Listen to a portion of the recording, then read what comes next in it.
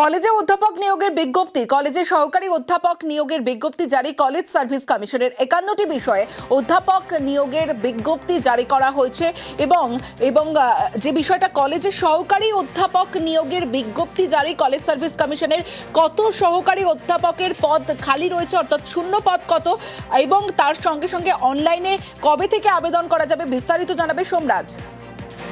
হ্যাঁ দেখো, college service কমিশনের তরফে কলেজে সহকারী অধ্যাপক সহকারী অধ্যাপিকা নিয়োগের বিজ্ঞপ্তি জারি করা হয়েছে। ইতিমধ্যেই অনলাইনে আবেদন প্রক্রিয়া শুরু হয়েছে।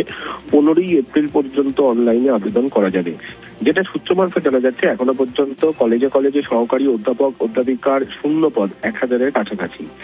গত 10 বছরে প্রায় 9,500-এরও বেশি অধ্যাপক অধ্যাপিকা কলেজগুলিতে নিয়োগ করেছে কলেজ সার্ভিস কমিশন। ইতিমধ্যেই সেটও নিয়েছে কলেজ সার্ভিস কমিশন, পাশাপাশি নেট হয়েছে।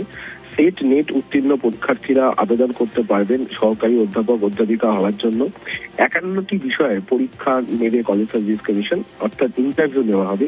এপ্রিল মাসে এই আবেদন প্রক্রিয়া শেষ হওয়ার পরই ইন্টারভিউ প্রক্রিয়া শুরু করবে কলেজ সার্ভিস কমিশন।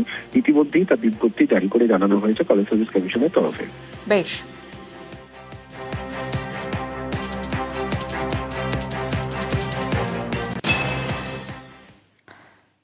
26-এর লক্ষ্যে মহিলা মন জয়ে প্রচারে জোর তৃণমূলের। দল থেকে একাধিক কর্মসূচি রয়েছে তৃণমূলের। শুধু তাই নয়, একদিকে একাধিক কর্মসূচি রয়েছে দল থেকে, অন্যদিকে 8ই মার্চ নারী দিবস। আর নারী দিবসে তৃণমূলের পদযাত্রা রয়েছে, লক্ষ্মীর ভান্ডার, যুবসাথী, স্বাস্থ্যসাথী, কৃষক বন্ধু নিয়ে প্রচার রয়েছে। অর্থাৎ 26-এর লক্ষ্যে মহিলা মন জয়ে প্রচারে জোর তৃণমূলের। দল থেকে একাধিক কর্মসূচি। কি কি কর্মসূচি জানাবে আবির? 50% মহিলা ভোট রয়েছে এবং 2009-এর লোকসভা থেকে 2024-এর লোকসভা, মাঝের একাধিক বিধানসভা নির্বাচন, প্রত্যেক কটা ক্ষেত্রেই ধাপে ধাপে তৃণমূল কংগ্রেসের যে ভোট, মহিলা ভোট, তা অনেকটাই বৃদ্ধি পেয়েছে।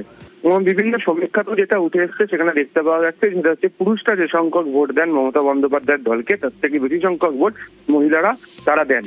ফলে এই মহিলা ভোটকে সম্পূর্ণভাবে নিজেদের কাছে রাখতে চায় হচ্ছে তৃণমূল কংগ্রেস, এবং সে কারণেই বাড়ি বাড়ি গিয়ে এই ধরনের অভিযান বা কর্মসূচিগুলো তারা সিদ্ধান্ত নিয়েছেন তারা করবেন বলে।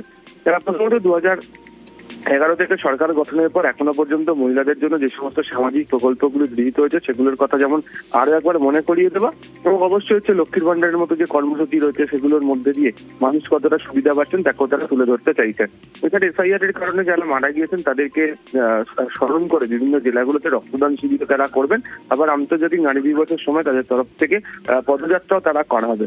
ফলে সব মিলিয়ে মহিলাদের পাশে রয়েছে এই বার্তায় তৃণমূল কংগ্রেস দিতে চায়, এবং সেই কারণে এই কর্মসূচি তারা দুটি ধাপে তারা করবে। বেশ। বসন্ত আজ বঙ্গে মহিলাদের সঙ্গে, তার কারণ হচ্ছে যে বসন্ত শুধু রং খেলে নয়, মনের যে আনন্দ, মনের যে রং, সেই রঙে রঞ্জিত হয়ে আছে মেয়েরা বাংলার। নির্বাচনকে সামনে রেখে না, আমাদের রাজনৈতিক অধিকার, সামাজিক অধিকার এবং অর্থনৈতিক অধিকার, এই তিনটে নিয়ে তো মেয়েদের লড়াই। আবার মহিলা দিবসও আসছে সামনে, 8ই মার্চ মহিলা দিবস। আমরা এটাও দুদিন পালন করব, 7ই মার্চ আর 8ই মার্চ।